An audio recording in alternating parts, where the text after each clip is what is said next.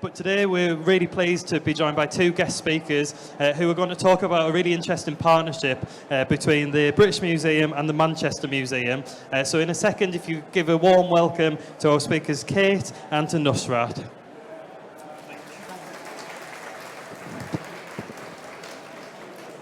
Thank you, everyone. And just to reiterate, I'm Nusrat Ahmed. I'm the curator of the South Asia Gallery.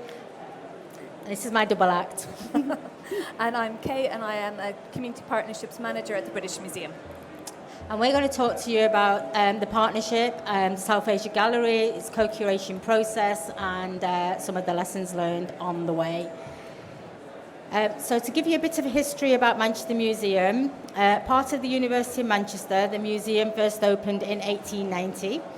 It is now one of the UK's largest university museums with a collection of about 4.5 million items expanding from each continent. So following the ambitious £15 million transformation, the museum reopened to visitors on the 18th of February this year.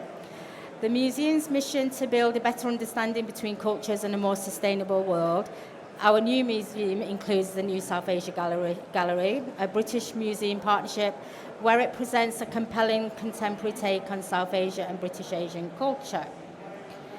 The first permanent gallery in the UK to celebrate the experiences and contributions of South Asian diaspora. It's a unique project with co-curation on an epic scale.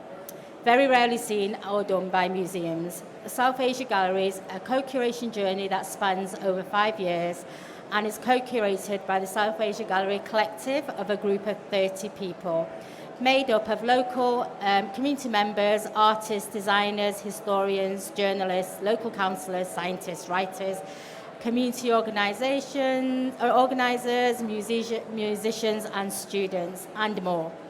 And these people all came together to develop content for the gallery from its conception to opening and beyond.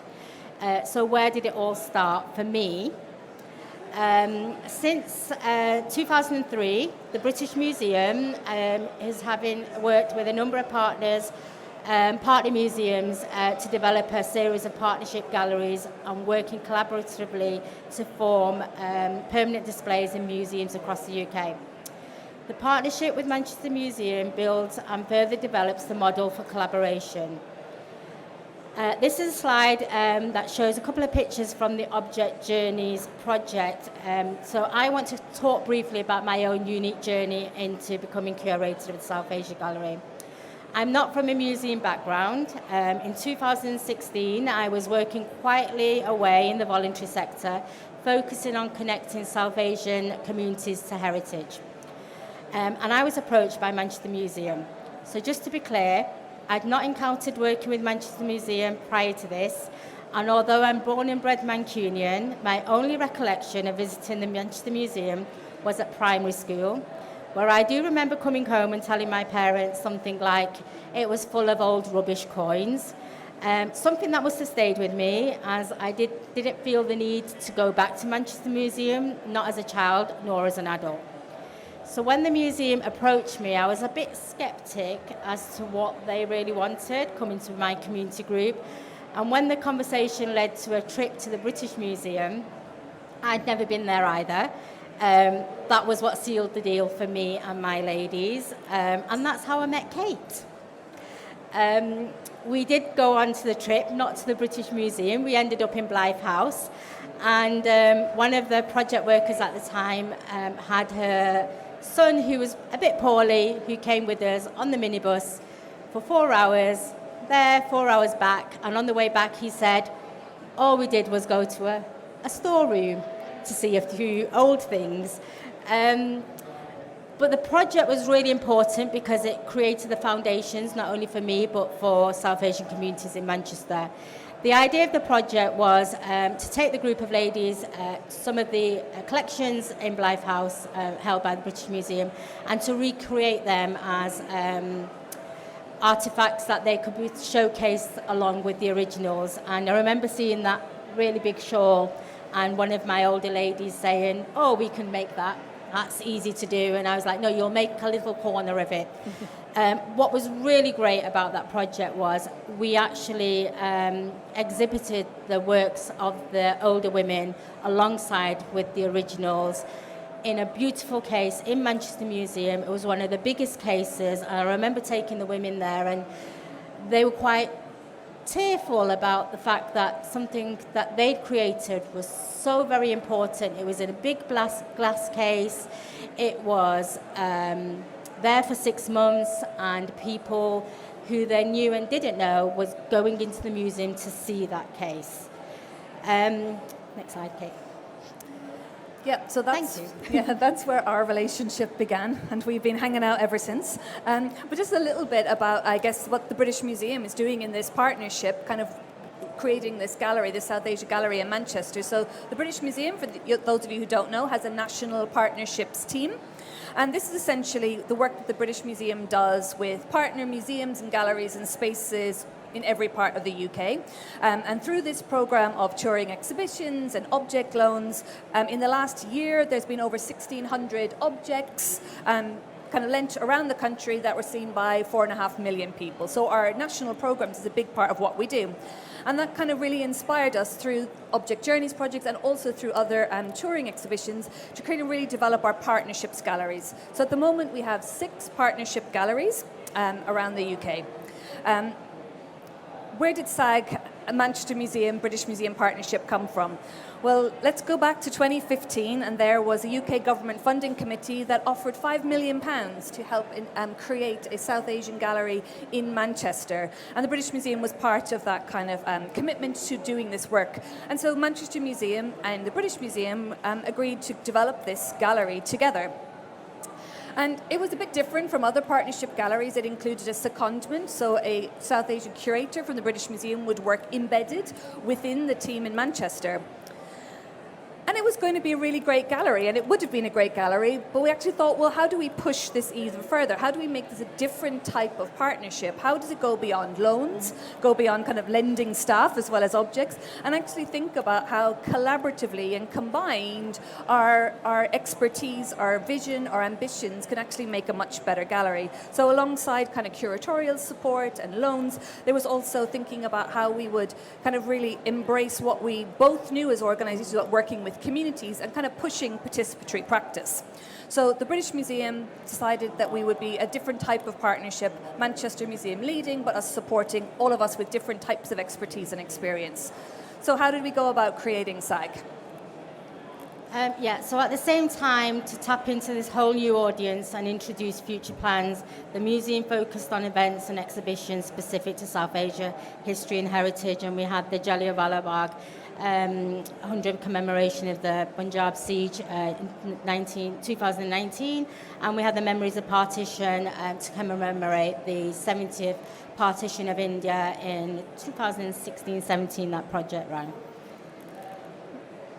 And then moving fast forward to 2018 with a new director, Esme Ward, in post, and with the aim for the South Asia Gallery to be aligned with Manchester Museum's values of being more imaginative, inclusive and caring, the museum set out on its South Asia Gallery journey with the launch in 2018 and invited Manchester's South Asia diaspora communities to and beyond to come together. So with this in mind, the museum invited us to a really nice meal in East Manchester, which helped. And as I was already connected to the museum through Object Journeys, I was one of those people who were invited to the launch. And like many others attending, I wanted to find out what it was all about. At the event, besides the really great meal, Esme stood up and she asked about 140 people of South Asia diaspora, what do you want to see in a South Asia gallery? And for me, that was it. Without reservation, I wanted to be part of shaping this space. That was about our heritage. And it was enough to get a lot of people excited about the project. It was a unique opportunity for working directly with the museum to co-curate, co-design and co-produce the gallery. And that's the South Asia Gallery Collective. How did we do it? Was it consultation or was it co-curation? There are so many lessons learned. We're going to go through a few of them. Kate, you chip in when you're ready.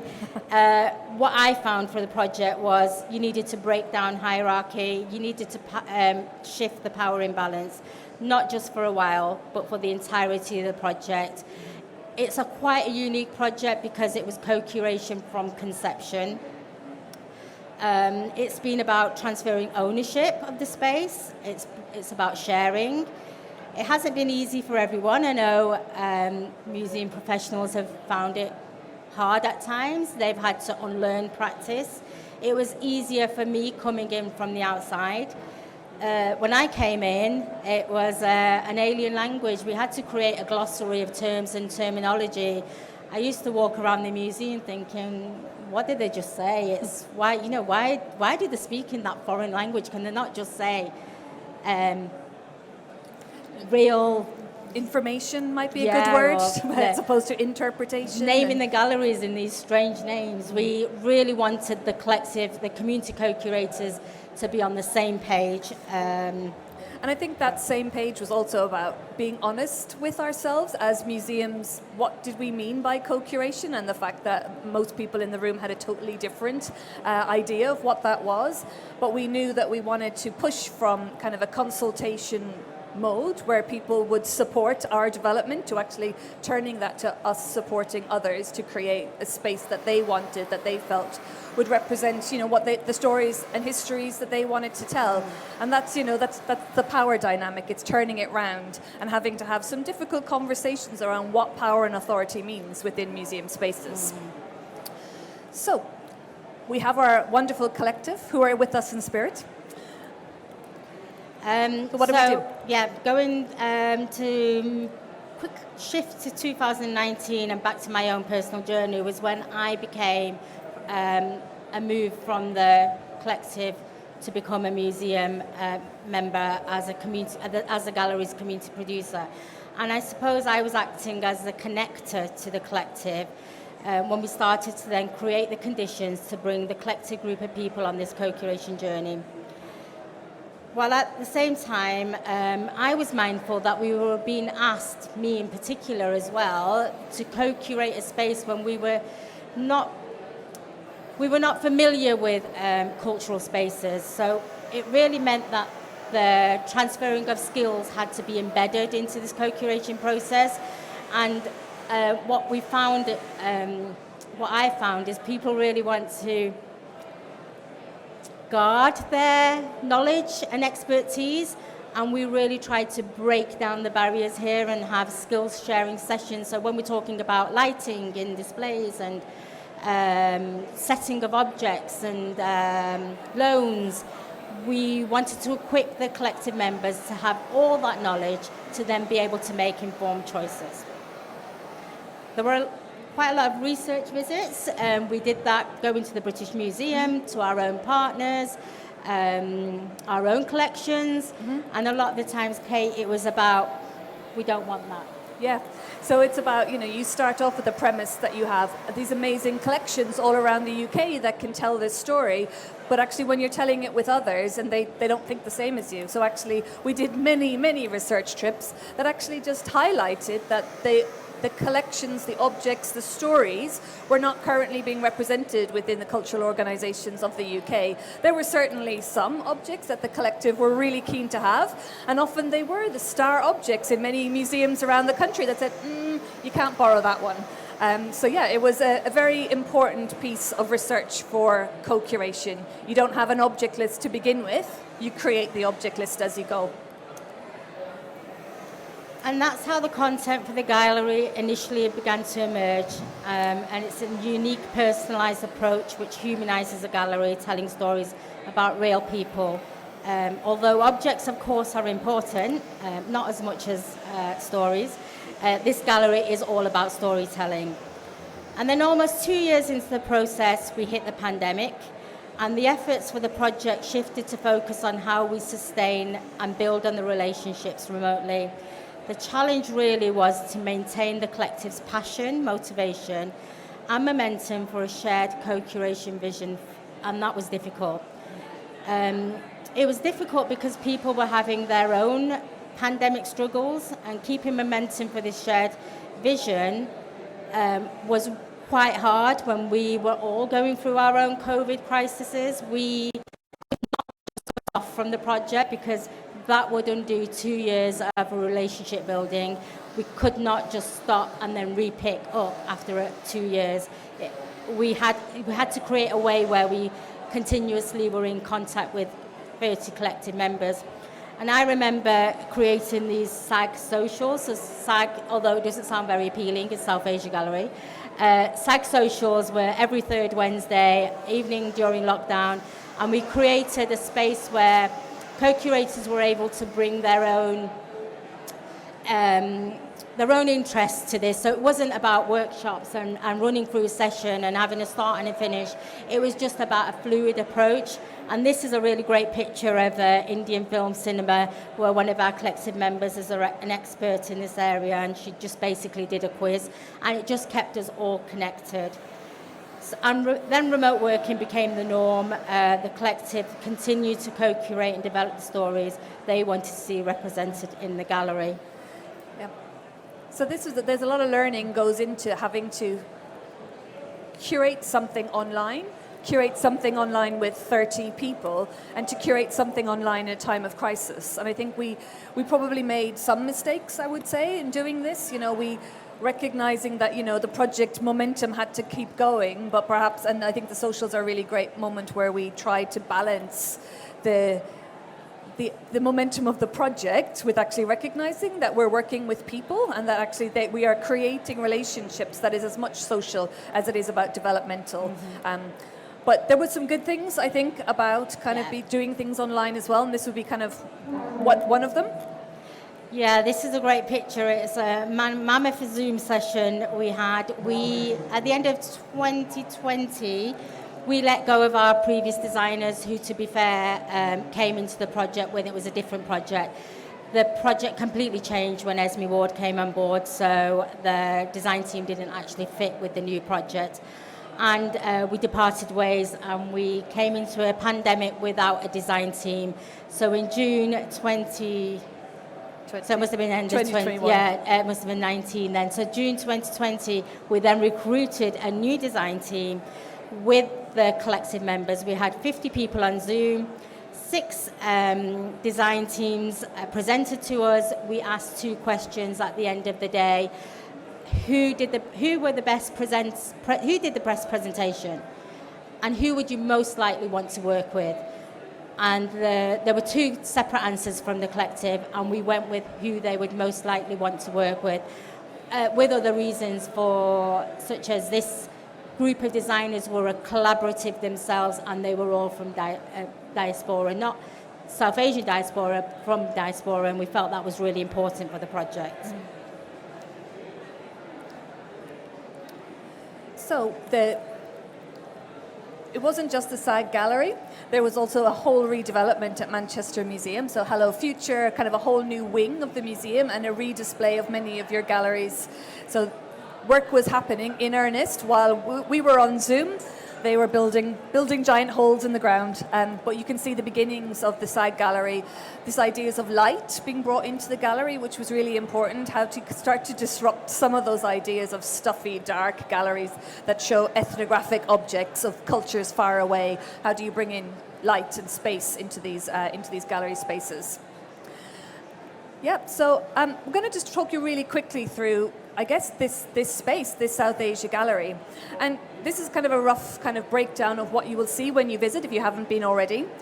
But I guess the interpretive approach was what was quite different about this. We didn't want to create a chronological gallery. We have one of those at the British Museum. We didn't want to create a gallery that would look at each individual section or region of South Asia at different times either.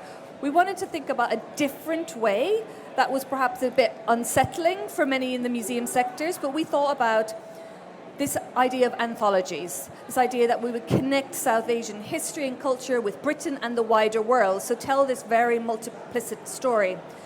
And we recognize very, very much that this is a subjective and a selective exploration of history and culture that was led by our co-curators. If we'd been doing this on our own, or if we'd been doing it with a different collective of people, the gallery would have looked completely different.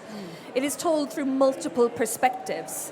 We wanted to include facts, so you will find out something new, but also feelings. And again, this is like, oh, but is that what we should be doing? What if people come and they're information hungry? Well, you can get information through perspectives and people's feelings. We wanted it to be warm and welcoming so that people felt that they were part of that gallery, but we also didn't want to shy away from acknowledging the realities of past and present traumas for many of the people who have been co-creating this, as well as others who might find resonance within the stories. And it was really important that this gallery will evolve over time. We had 30 collective members, but that doesn't represent even a part of the diaspora in Manchester, let alone kind of in wider communities. So we know that it's selective, but it's going to evolve. And Nusrat, very much as the curator of this gallery, will be working with different communities, different stories, different histories to continuously evolve this space. It can't stay static. It shouldn't stay static. You will find some objects. Here are selections. So with anthology themes, stories chosen, we move to objects that would reflect the nuances, narratives, and tone and emotions of what the co-curators wanted to say. There are about 140 objects or groups of the same object, which equate to the following. 35% of British Museum, bringing historical depth, geographical range to the gallery. 20% of the displays are from Manchester Museum's own collections of natural history and new commissions and new purchases. 15% of institutional loans and the gaps such as for the war effort, we have 2D material from the Imperial War Museum, and 30% were from collective members' own individual objects which are local and contemporary. There are also 6 standalone objects which are mini displays of British Museum and Manchester Museum objects, which relate to each of the anthologies, giving context to the visitor in terms of example, placing them in time-wise or geographic-wise. The British Museum's objects are concentrated in the first 4 sections or anthologies, which are the most traditional and museum-y. And the last 2 sections are nearly all collective member loans, having more focus on modern and contemporary South Asian diasporic experience with a Manchester focus. Yeah, I think now we'll talk you through just 1 or 2 of those stories before reflecting on some of those lessons learned. And I think part of something kind of quite interesting about these objects, even though we ended up having quite a few museum objects, they were probably not the museum objects we thought we were going to have at the beginning. So like any good exhibition development, we did an object list, really early on, like 10 years ago, and we tried to stick to that. But actually, they weren't the right objects. And some of them ended up in the gallery, and a lot of them didn't. We're going to talk to you through 3 quick stories that you encounter in the space. So the ancient Gandhara, modern day north-east Pakistan, eastern Afghanistan Gandhara statue is a contextual object on loan from the British Museum. And this was chosen as a comparison of being similar to Manchester today. Ancient Gandhara is home of a multi-ethnic society and diverse cultural heritage. The brick, which dates 2500, 2000 BC, was found in Mohenjo-Daro, and it's on loan again from the British Museum. And this is used as a comparison to the red brick buildings that we have in Manchester today. So really traditional museum objects that you would find in museums. But not a traditional story. This tells the story of Manchester. This brick, which is, from kind of ancient India, now tells a story which is linked very much to Manchester. So again, flipping on its head how these objects, which could and usually tell quite traditional stories, tell completely different stories in this context.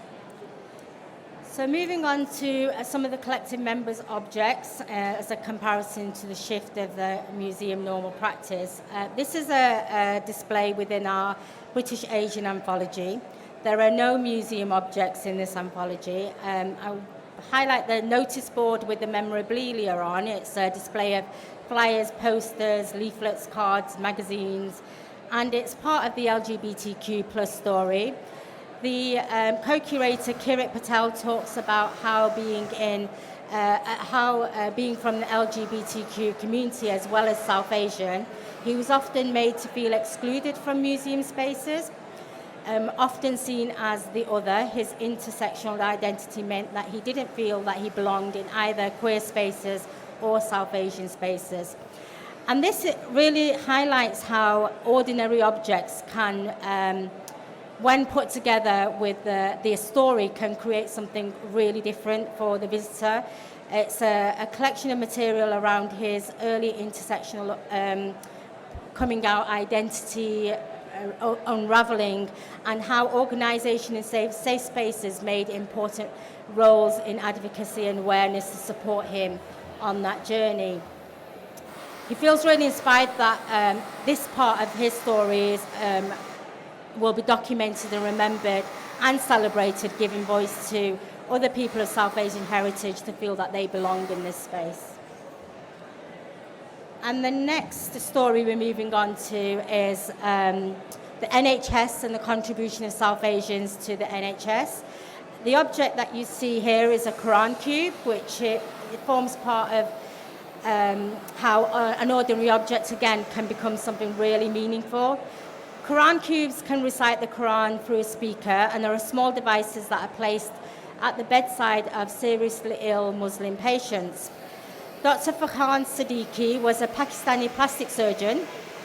He was educated in the UK, and he decided to move back to Pakistan with his very young family because he wanted his family to be brought up there. And like many people from diaspora, he felt that he didn't feel he fitted into the country of origin. His widow talks about how the surgeons or the medical practitioners in Pakistan kind of closed ranks on him, and he felt that he didn't fit in. So he then returned back to the UK. He was working at the Manchester Royal Infirmary, down the road from the museum, and in March 2020 he contracted COVID-19, and 4 weeks later he passed away. He was a dedicated doctor, husband and father of 6 children. His story really highlights the fact that people of colour were disadvantagedly impacted by COVID, as well as the fact that his family couldn't come to the UK to attend his funeral or to repatriate his body because of the travel restrictions. We're really privileged to have this Quran cube in one of our displays. It showcases the story of this particular object, but the fact that Dr. Siddiqui's widow wanted to share this really important story with the visitors to Manchester's museum and the South Asian contributions to COVID-19 and to contribution of the NHS. And that is one of the last cases that is within the project space, but we do move on to other spaces that are really up. They're inspiring, and they pull people up rather than the opposite. Yeah. But I think it's a gallery that doesn't shy away from stories that are traumatic, sad, but also they're also very inspiring and reflective stories. So I think you get a bit of everything, which is why we say there's facts and feelings, and possibly all of them at all times within there. So in our last few minutes, I think we're going to do a little bit of, I guess, sharing of our early reflections. And I guess we are on this really early part. We only opened in February 18th. February.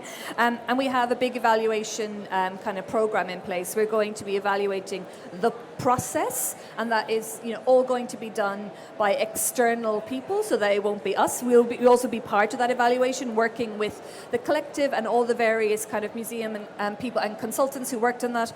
We're doing some evaluation with our visitors, because again, that gallery is going to be open, and most of us are not going to be there giving talks. Nusrat's not going to be there doing work. So what do the visitors think about this space as well? But I guess we thought about 4 kind of quick things. We'll definitely come back next year when we're a bit maybe more into our reflection journey. But I guess one of the big things, which won't be a surprise to anyone who's kind of attempted this work before, is that there is a massive disruption that needs to happen when you are co-anything. And when you're co-curating, that disruption moves beyond the creation of an exhibition or how you do community engagement. And it's actually the things around the sides that really affect the power balance and the way in which you can truly and genuinely include people in what you're doing. So the ideas of access, what does access to a collection mean? So again, thinking back to your story, Nusrat, about how when we brought these older women to see these collections, they wanted to touch these objects, turn them upside down, pull them apart, see what the stitching is, and everyone in the museum goes crazy, and it's like, oh, don't touch the precious objects. You know, the idea that we collected objects from the collective and immediately encased them in sacredness, that something that came in someone's backpack could now no longer be touched. So this idea that we had to start thinking about that. There's a real kind of disruption of the idea of who gets to do research, what defines research, and what are those hierarchies of knowledge and ways of knowing.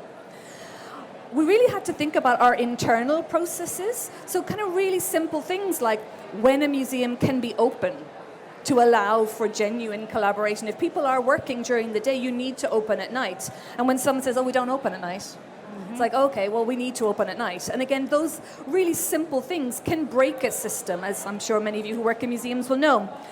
How we pay people. You know, a university museum, the British Museum, our finance systems are insane. And how do you pay people adequately and promptly and do that in a way that makes sense? You know, our co-curators, they're all business people. They work in lots of different ways. And yet our systems made it so complicated, the amount of time we had to spend figuring out how can we pay people for their labor. Practically, there was, you know, some big questions around. We worked with the design team. How do you write a brief for designers when you don't know what you're asking them to create? How do you budget for that? So again, you know, and our design team, I'm sure if they were here, they would absolutely say, they signed up to one project and it kept on going. Yep. So how do you adequately budget for consultants and contractors and designers when you do this? There was a lot of learning that we had to do around partnership working, and we weren't just working as two museums together, we were working with a collective and we were working with other partners as well. We had to really think about, you know, partnership working is normal in the museum world. We do it all the time. But what is different when you have a triptych, when you're in a relationship of three? And that was really complicated for us to think about, you know, changing the language that we use. So we would talk to each other in a similar language as two museums, but that's not the right language when we're talking to our third partner. So how do you make sure you're not being exclusive? How do you shift that language, which is so hard to do because we forget what it's like not to know the language once you learn it. There was ideas of, you know, we all know an object can tell 1,000 stories. But most people think there is a priority order of those stories. And, you know, as long as you pick one of them, we're fine. But what if you don't want any of those? What if you actively want to push against that? So there's lots of conceptual ideas of what is appropriate for an object to do. You know, how do you balance that need for respect of the object, its biography, and its original purpose with how people want to tell that story? But again, that's just around, we needed to have very complex conversations around that. And I think there was something around working together. You know, I'm a participation specialist, but suddenly I'm writing interpretation and hiring designers. Nusrat didn't even come from the museum world, and suddenly she's developing a whole exhibition as the lead curator.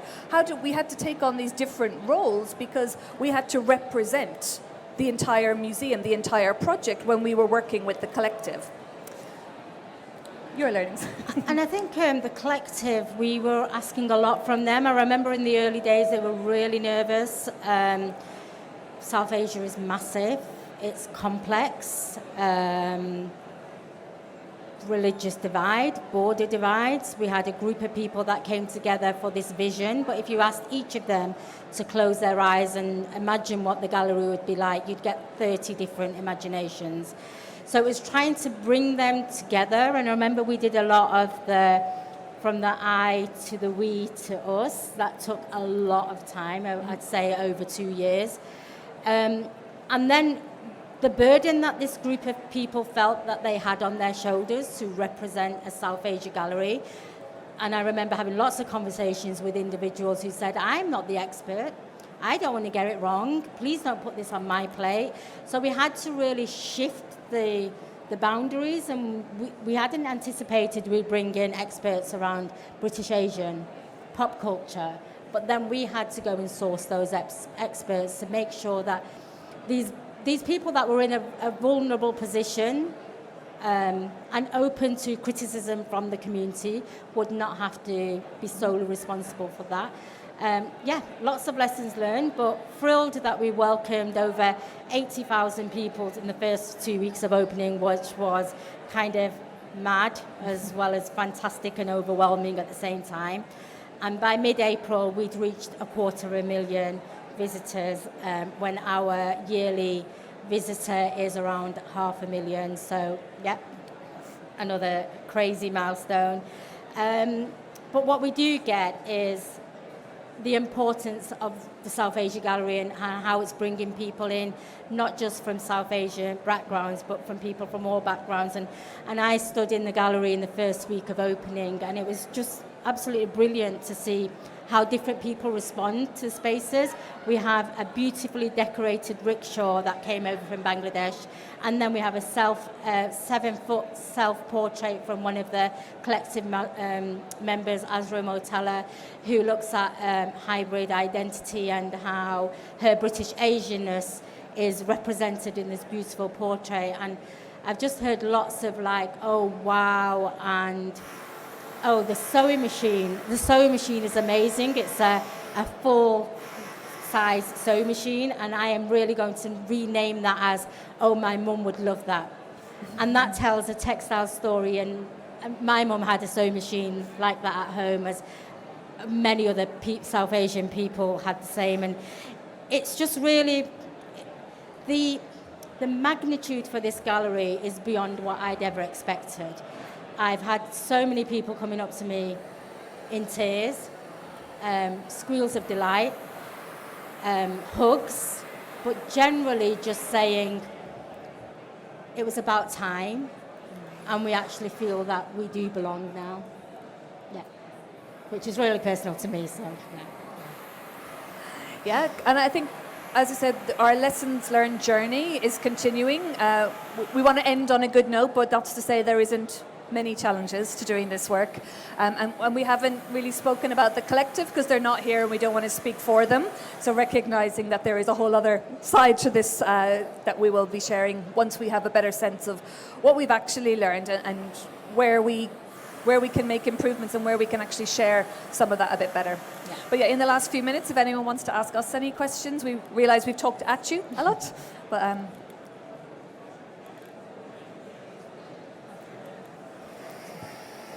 I always think it's either a good sign that you've said everything, or it's a bad sign that nobody's caught anything. So, I had a question around involving the community beyond the committee, the collective. The collective. How did you do that? And was it through the collective, or did you run focus groups, or how did you get their input? So the open call in 2018, when we had the launch, when I became involved, was about 80 people came together. And from there, it shriveled slightly. I remember the first 2 workshops, we had about 60 people attending those first initial workshops, where there were a bit more consultation rather than co-curation. Esme Ward really wanted it to be organic and fluid, and we really kept the doors open for at least 2 years. So it was probably word of mouth or somebody finding out about this great space that was going to be created. Then there had to be a time where we needed to pin down the stories and objects, otherwise the designers would have killed us.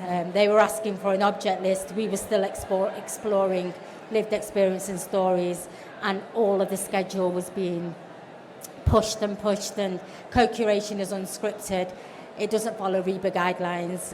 So there was a point when they were going to throttle us, I think, yeah. But saying that you did a lot of work with the broader kind of community in terms of yes, the collective were conduits into those, but also Manchester Museum has a long history of doing quite impressive community engagement. Yeah.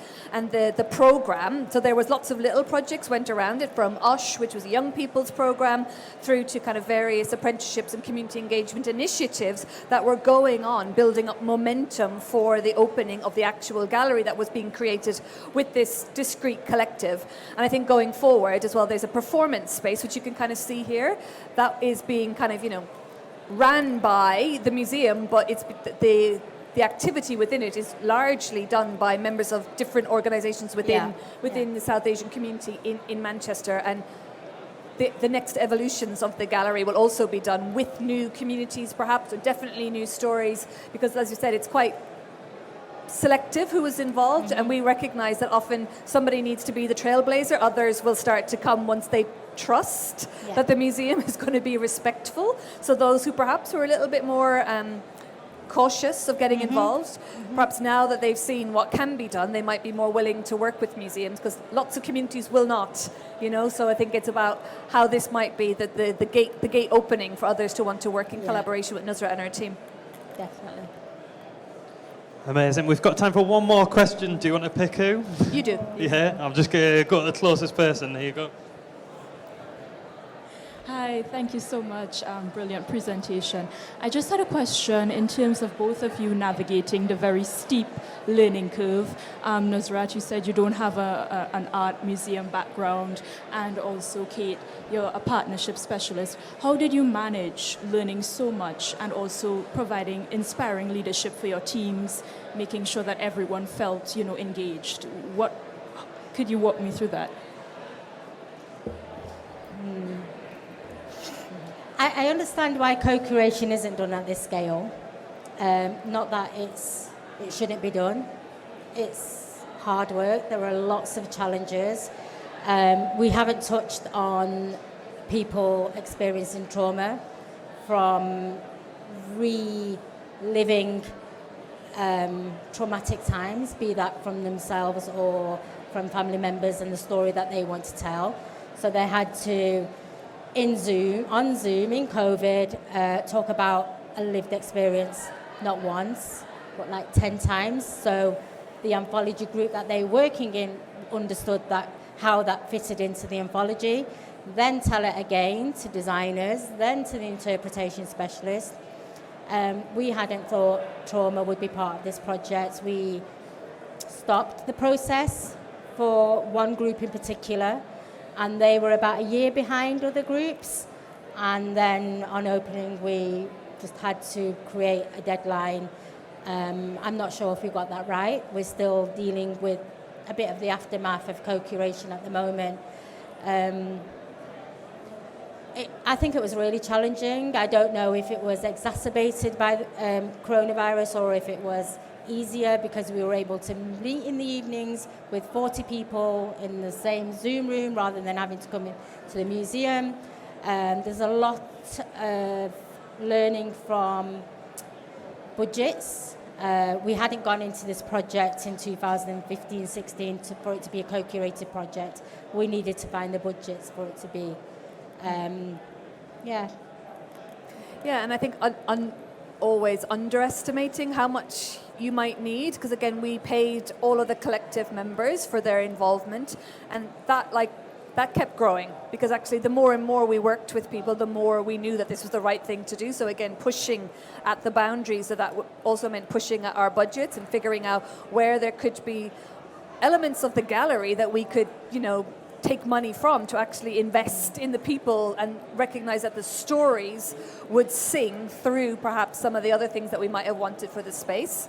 But I think in terms of partnership, we've talked about this a lot. There's something around, there needs to be more of this work, but probably less as well, that we need to focus on how to do this work well, because there is a lot of re-traumatizing of people in this ambition to put lived experiences into spaces, cultural spaces, to connect with our audiences via others. And actually a lot of this work, and I think we learned this quite early on and tried to to support our co-curators, but there is something around it needs to be better funded so that there is proper support teams there, that proper partnerships are made to be able to do that wraparound care, not just for the people you work with, but also for our staff, our museum people who are listening to these stories, who, Nusrat herself is part of the community and part of the museum, so in a really kind of quite vulnerable position at times, trying to manage these conversations. So I think there's a lot of thinking that needs to be done around the practicalities that will support a more holistic vision of what this is, and that may mean actually museums need to do less of this work, but do it better in places. Thank you. I think we could all listen for another sort of 40, 50 minutes, but hopefully if you've got questions, you could come to the front and ask them. But please join me. It was absolutely amazing. Let's give them a hand.